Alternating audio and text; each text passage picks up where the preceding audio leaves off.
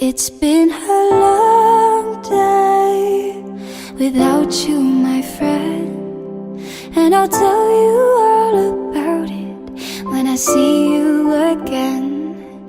We've come a long way from where we began. Oh, I'll tell you all about it when I see you again. 2,000 years later. When I see you again. Hello everybody and welcome to Midnight at Home. My name is Ellie and I am the Midnight at the Boiler House coordinator. I am currently stood at the Boiler House where all the MatB magic takes place. However, unfortunately we cannot be here today in person with all of you due to the current circumstances. However, we are still going to be bringing all the MatB magic to you. Have you ever wondered what it would be like to take part in a dating app that would let you talk to people in another dimension? Well, for our first piece, Invisible, written by Sam Stevens, performed by Theo Dudridge, Emily Manley and Leah Watson, you can find out how. And now, a word from our sponsors.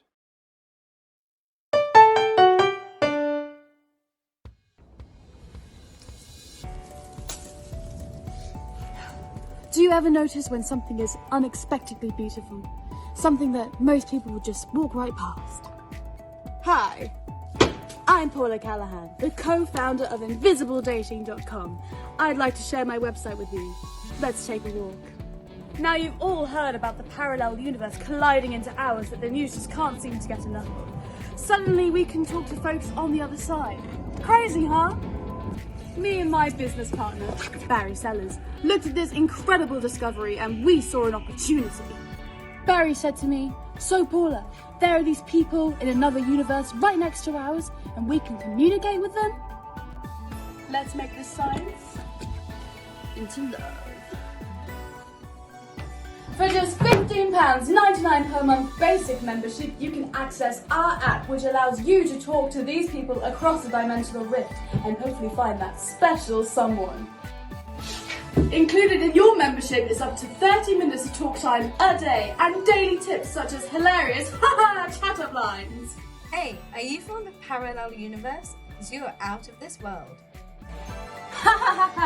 Wasn't that hilarious? And just for $49.99, you can access our premium membership, which allows you to video call into the parallel universe and have unlimited talk time.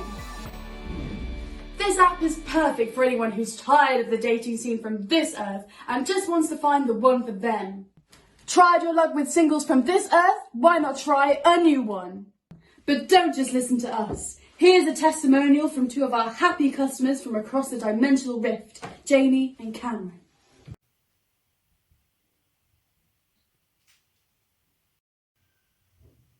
Hi honey, how was your day? Hi Jamie. Good. How was yours? Good. Just went to the shops. I've got chicken korma for dinner. Sounds nice. I'm having fish and chips. Frozen or takeaway? Frozen. Hope it's nice.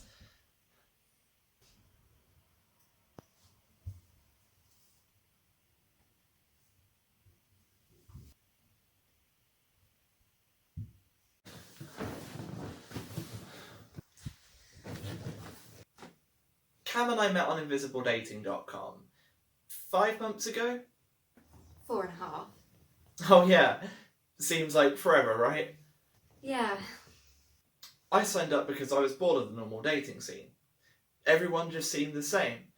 I wanted to find the one, even if that meant looking in a parallel universe. My cousin recommended it to me. I'd been single for a while. I've been on a few dates before. Yes, face-to-face ones. How did they compare? Well, invisible dating makes it a lot less daunting. You get to know people based off their personality, you know? You get to know someone a lot quicker when it's done like this. Definitely. That was funny. Yeah? That actor's pretty good, right? I've seen him in better things. We can watch something else if you prefer. There's that rom-com you recommended. I can pause this and switch that over if you prefer. No, it's okay. Careful. We've only got 10 minutes of talk time left today. Oh yeah. Whoops.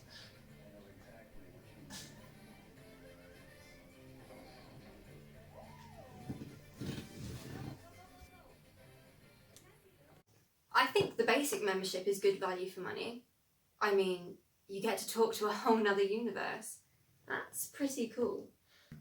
30 minutes of talk time per day is a little difficult, but we make it work. It's just right. I definitely would consider getting the premium membership. I would love to be able to video call Cam. It's just a little expensive for Cam right now. The price of the premium membership does make you think twice. We definitely would be willing to look into getting premium membership in the future. It's a reasonable price for what we'd get, but we're happy with the basic membership for now. Are you in bed yet?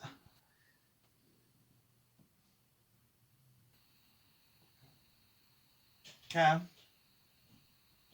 You there, Cam? Hi. Yeah, I'm here. I was just sorting out things for work. That's okay. I was wondering, we've only had 25 minutes of talk time, so we've still got 5 minutes left. We did pretty well. Yeah, that's good. Do you want to use up those 5 minutes? We haven't chatted much this evening. I'm a little bit tired. Can we do that tomorrow? It's just that we've still got the time left. No, I know, it's just... I'm really tired. I'd like to get some sleep. Okay. Night, Jamie. Good night, Cam. Love you. You too.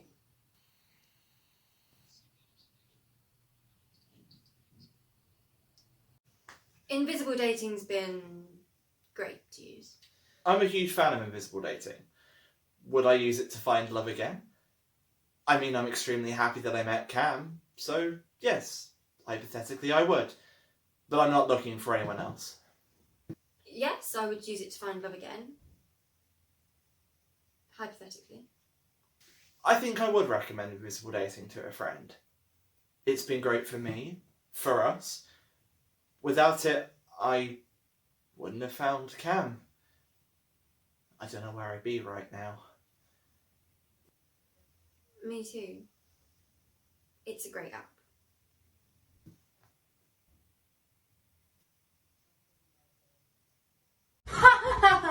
Doesn't that look fantastic?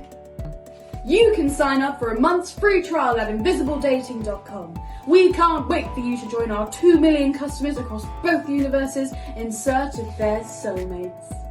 Customers who use the offer code PLATINUMLOVE at checkout are in with a chance of winning a platinum membership where you can take yearly trips across the rift to meet that special someone.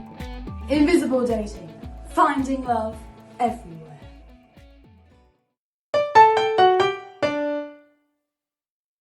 Monthly prices are subject to change. Free trials may be cancelled at any time and may incur charges. Data and audio files may be shared with third parties. Users must be 18 years or older. InvisibleDating.com and its subsidiary companies are not liable for misuse of services. Terms and You conditions. know, I often wonder what our world has come to. How is it that we can live in a world with so much hatred and prejudice? This next piece, These Dark Eyes, written and performed by Elliot Perlick, is an original poem about racial stereotypes, asking people what goes through their mind when they first meet a person of colour and the stereotypes and prejudices that surround it. What do you imagine these dark eyes have seen? Perhaps they have stared and threatened the most innocent. Do they leer in the dark to choose next victim, following skirt and up thigh and over cheek to the land of the perverse politely swept away? What do you imagine these dark hands have done? Do they still scrub out the damned spot of the last blade swung, shoved, sliced, stabbed, slashed, slit? Maybe each night they hold another adulterous hand. Each night they bring another suspicious substance to their wide dark nose or thick dark lips. What do you imagine these dark lips have said? They speak, maybe, not your tongue at all, but the unfamiliar twang of an untrusted, not this country. Do they cuss and curse and condemn your life? These dark lips must know the way of the primitive discriminatory where sex is power and gender is death and skin is birthright. Or is that your world? What do you imagine this dark body could do? This dark body is my weapon. My built-in bludgeon with revolver and automatic reload. No such thing as unarmed when this dark body, hungry and bloated and thin and unkept, can overpower anyone with its darkness. What do you imagine when you sit in the corner of your dark bedroom? The dark stranger hiding, or the dark monster under the bed, or the dark spy in the closet, or the dark criminal outside waiting to climb in the window open on the dark world.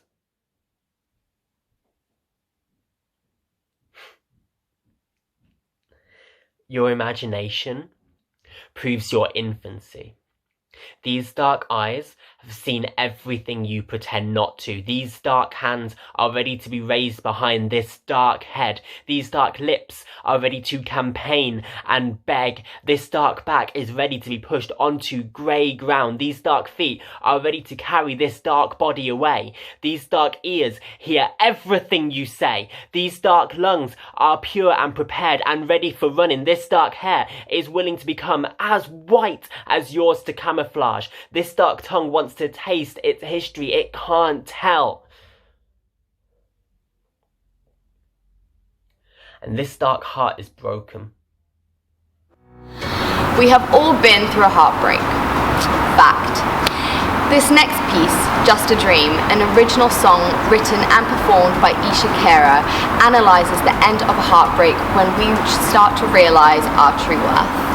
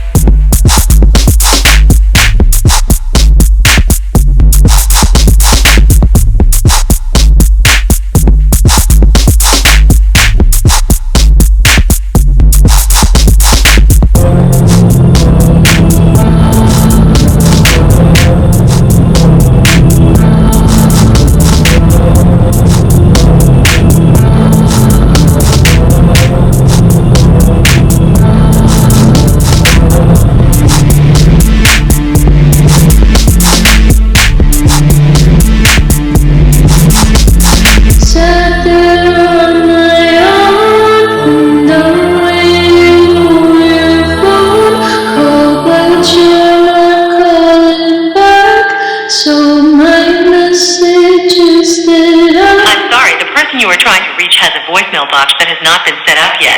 Please try your call again later. Goodbye. You know, I remember my first kiss.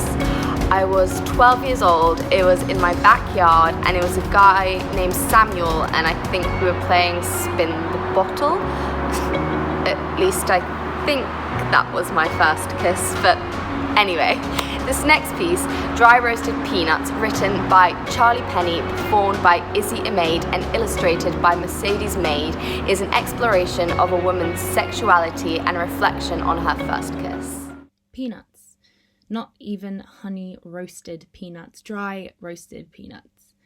That's what her sister Claire had chosen to be the only non-vegetable item on the snack table.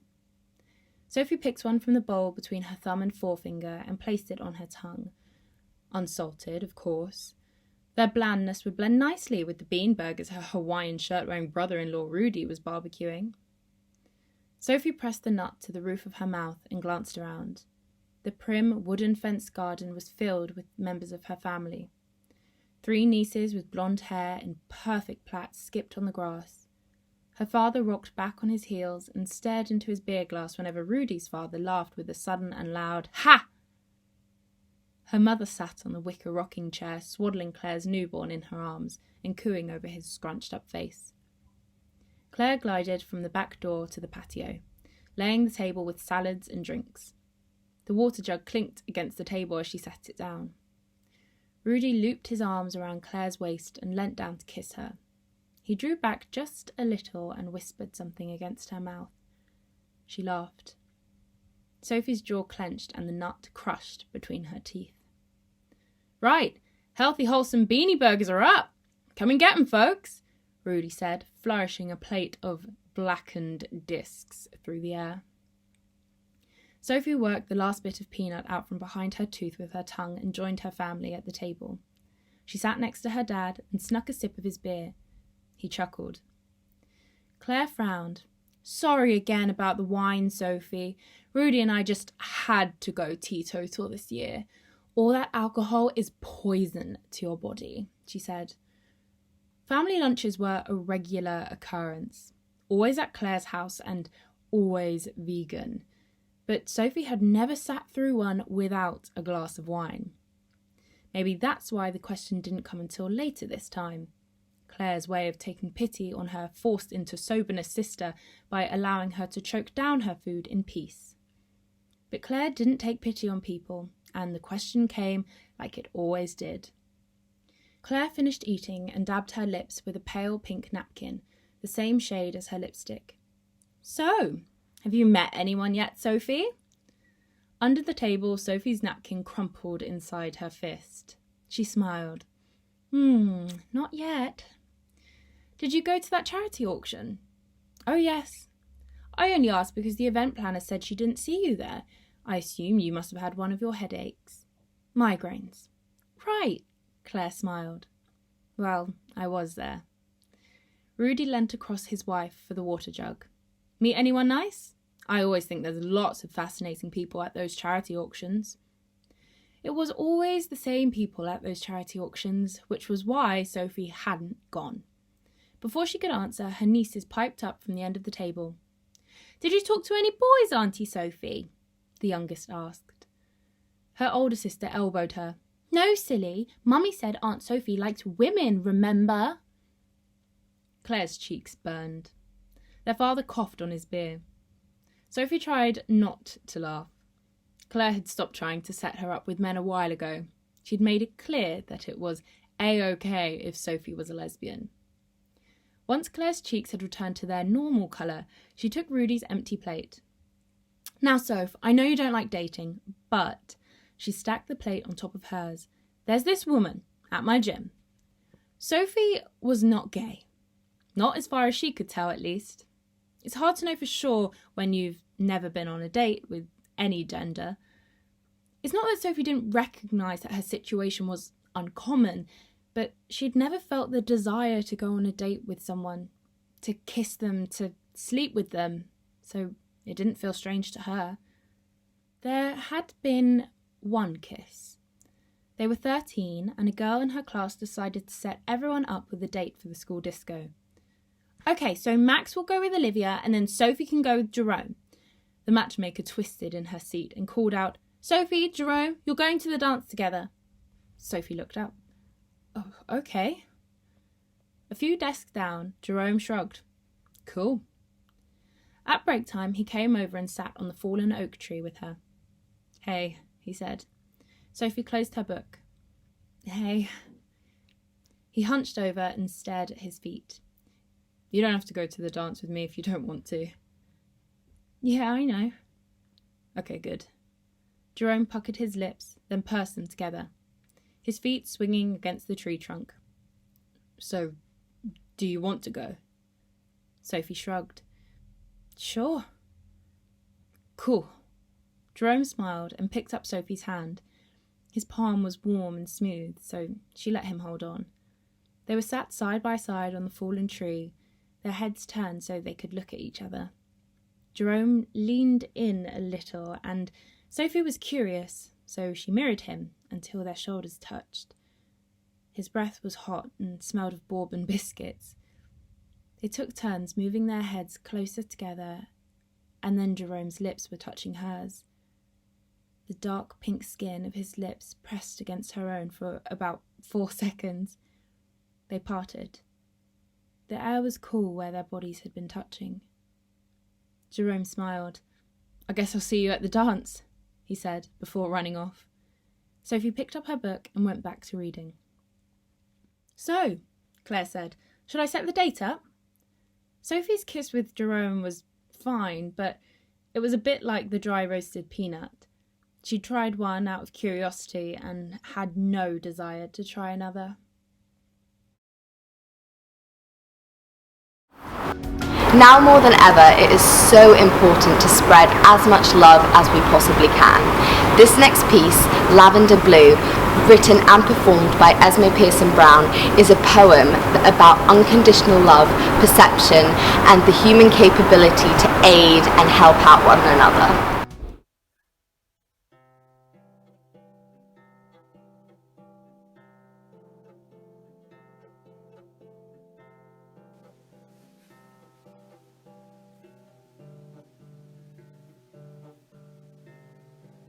He knew her as the Lavender Girl, with her big bright eyes and soft golden curls. Along cobbled streets she would glide effortlessly, and he'd sit at the canal staring wordlessly. Burano was the home of the Lavender Girl, the most colourful island in all the world, a patchwork town of all different colours, with brightly painted doors, windows and shutters. The Lavender Girl's house looked like a garden of lilacs, with orchids, heather and irises in mass, hints of mulberry wine and rich plum jam, a cave of amethysts and purple fluorites grand. But why was she known as the Lavender Girl? With her sad sunken eyes and unruly curls, she'd return to her house every day and fumble, her arms full of lavender wrapped in a bundle. And she'd turn and look, her eyes full of wonder, give a half smile, nod at the boy who loved her. She knew him as the Blueberry Boy, with his big crooked grin full of joy.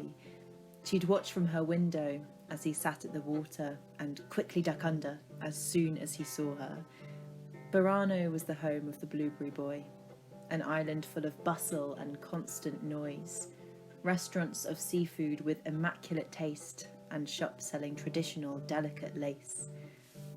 The Blueberry Boy's house reflected the ocean, with deep navy and the Arctic frozen, slate and stone against a rich teal sky, charming peacocks and sapphire dragonflies.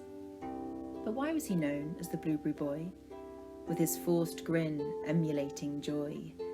Alone, he'd open a small brown box full of blueberries like little lapis drops.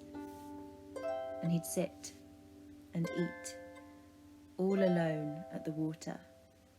And he'd daydream and wish that he was sharing them with her. One day, the boy was sat dipping his toes in the murky water as it ebbed and flowed. munching on blueberries soft and sweet whilst watching passers-by on the street. The street where the girl was skipping, slipping on wet cobbles, dripping, suddenly tripping, losing her grip on her lavender bundle, watching it tip into the murky canal water. She nearly followed if he hadn't have caught her. "I'm so sorry." "No worries," he grumbled, "but I'm afraid I didn't catch your bundle." They turned to look at the lost lavender that was slowly sinking down under. "I wonder if you'd like some blueberries?" he asked. "Oh, yes, please," she grinned. And so they sat and shared until the sun hit the water. They spoke. He laughed. She lay everything before her. "Lavender girl, why do you carry your lavender bunch?" he asked tentatively as he munched. "Every day without fail." She exhaled, a long, exhausted sigh, and something was hidden in her big, sad eyes. "I suffer at night from dark and terrible dreams," she confessed. "The type full of monsters and haunting screams," she said. "Nightmares about all this world has done, and I lay fearful of what it might become. Lavender calms me when bad thoughts creep in as I lay tossing and turning, trying to sleep. The sweet smell dampens when anxiety grows and tames the aching feeling in my bones. But, Blueberry boy, why do you sit alone all day, munching on blueberries with no one to play?" She tilted her head and patiently stared at him, and something twitched behind his big, goofy grin. "I find it hard to make friends," he replied, "and so I sit here all day and pretend," he sighed. "Humans can be so cruel and harsh. They'll find anything in you to pick apart. I hope that if I sat here for long enough, sure enough there'd be someone kind enough to like me for me, and never disappear." She chuckled. "Well, it worked. I am here." They are known on the island as the Lavender Blue. They walk hand in hand, those tantalising two. Burano is the home of the courteous couple, on cobbled streets where they chatter and chuckle. Their home is a galaxy of violets and indigo, vibrant colours they painted all those years ago. Rooms full of lavender and blueberries fresh, which they no longer need, but keep nonetheless.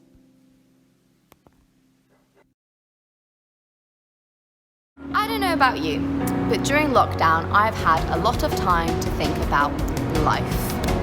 And very obviously, Cameron White and Ethan Chapel-Mason have as well. In this next piece, is the Hokey Pokey really what it's all about, and other life-defining questions? They explore the vast intricacies of life in a verbatim theatre piece. What's life all about, children? You're gonna find out. I think a lot of people, though, they find comfort in that. So no matter what people believe in, they always think there is a plan for them. People are always like, "Oh, God has a plan for me," or whatever, all that kind of thing, because it just makes people feel like whatever happens in their life, good or bad, there's a reason for it, and it's okay. It's just part of like the bigger picture and all of that kind of stuff generally. Yeah. And it's a way of dealing with everything. You can't get too low when things aren't too good, and you can't get too high when things are going well. I think there are moments where you're allowed to, because yeah, you got to ride the waves a little bit. You got to enjoy it. You can't get lost in the clouds too much, or bury yourself. And actually, there's something quite nice in sort of feeling sad sometimes. Like, I think everyone loves a good bit of a cry, you know. When was the last time you cried? When was the last time I cried? Fuck, probably like moving house.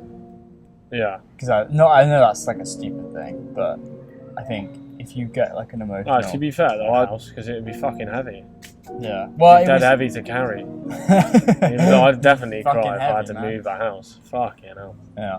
Like, I've been there pretty much since I was born, I guess. You know, I was like 3 or something. It's impressive.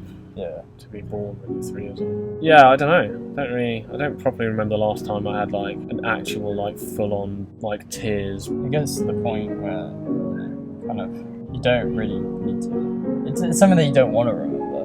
But I think it's always important that you It's good to have a cry. It's good to have a let things out and shit Yeah. every now and then. And it's important to like not bottle things up and hold on to things too long. But I do that, so. Yeah, I think it's when you stop, because I feel like for those people who are quite, you know, they'll keep going until something physically stops them, or like you get ill or something.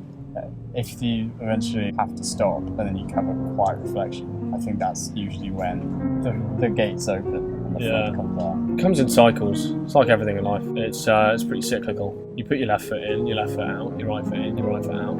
You do the hokey pokey and you turn around.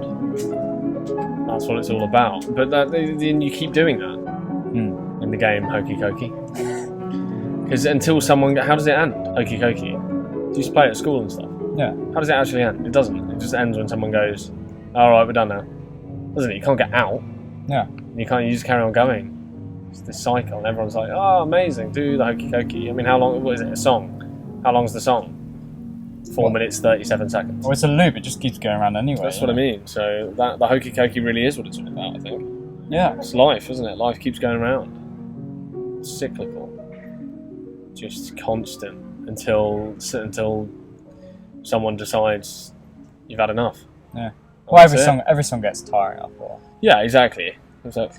So, would you really, do people really want to live forever? I don't think they do. Well, it's the sort of question of like, well, would you live forever and then see all your friends die and have all? I mean, it'd be like nice because I guess you make new friends and do all these things, but you just. Well, I don't know. There's a finite point where, like, if you're 111 and dribbling all over yourself, I don't know how many new friends you're making. No, Maybe, you might get a nice nice new bib every now and then to catch your saliva. But apart from that, I don't know if that's the sort of existence that people really want.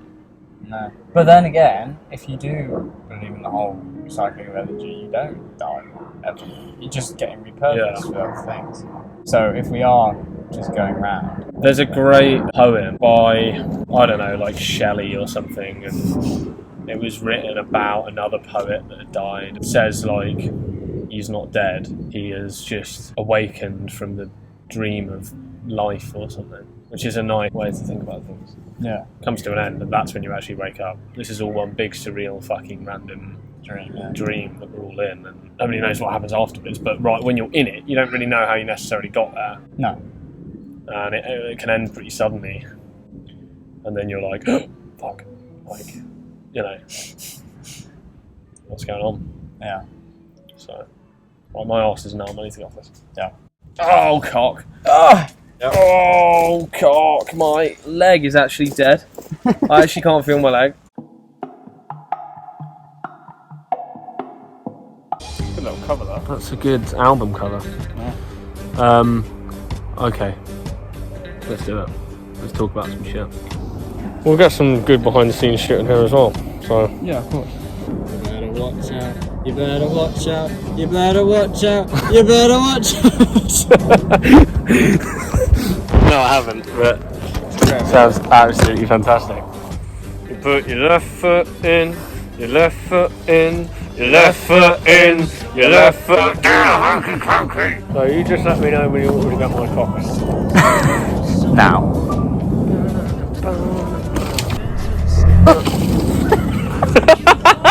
That is perfect. Fucking shit. It's the old man. I should stop it. It's about fucking about with people. Okay, right, we're done. Hit the switch, bitch. And that's it. That is the end of Midnight at Home. I really hope you have enjoyed it. I know it's been a bit different from the normal Midnight at the Boiler House, but unfortunately there's nothing we could do about that. But it has been such an amazing experience and so much fun to bring you the first ever Midnight at Home. I would like to thank everyone in my subcommittee, so Leah, Jacob and Anna, for doing an amazing job, especially when they haven't been here in Egham, and so everything has been happening online. And so thank you guys so much. You guys guys are absolute stars. I'd also like to thank everyone on the committee and student workshop for helping out and for allowing this to happen. And obviously I'd also like to thank all the creators and the performers for all their amazing pieces. You guys did such an amazing job. I am so proud of you, and thank you so much for taking on the challenge of being part of Mat B when it has had to be in your own home. Honestly, you guys are absolute legends. And of course, thank you to all of you for tuning in and watching this first ever Midnight at Home. But actually we do have one last favour from you. Instead of asking you to pay the £1 entrance fee that would normally be required for Midnight at the Boiler House, we are simply asking you to make a donation to our chosen charity, Until the Curtains Rise. Until the Curtains Rise is a crowdfunding initiative that helps theatre workers in the industry who have been heavily affected by the COVID-19 outbreak, as a lot of the theatres have closed and we do not know when they're going to be reopening. What we're asking you to do is to either make a small donation, any amount is going to be extremely appreciated, or you can also bid for some really cool items that have been generously donated by the West End. So yes, that is it. That is the end of Midnight at Home. Once again, thank you so much for tuning in, and hopefully we will see you here at the Boiler House in first term, where hopefully we will be able to have a proper Midnight at the Boiler House. See you next time.